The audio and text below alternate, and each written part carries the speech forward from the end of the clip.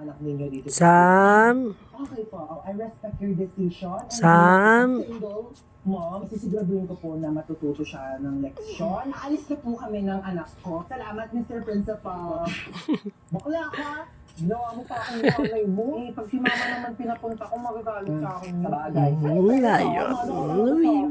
Alam mo, nung kabataan ko, may nakasar din sa akin. Pangit daw ako. Ayun, binangasan ko sa face. O, sino ngayon mas pangit sa ating dalawa? May sugat yung mukha mo. Dapat hindi tayo nagpapatalo. Matatapang tayo. Ano yun, tita? 1 week akong suspended sa school. Papagalitan ako ni mama.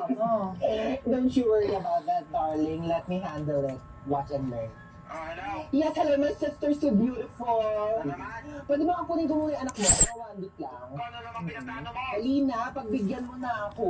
1 linggo lang naman kami. Sam! Naging magtita eh. Pumapasok pa yan sa school niya. Ako na bahala sa school niya. Ihahatid sundo ko siya using my car. Like, hindi magko-commute yung anak mo. Sige na, ako na bahala sa anak mo. Babalik ko siyang buhay. Huwag ka mag-alala, okay?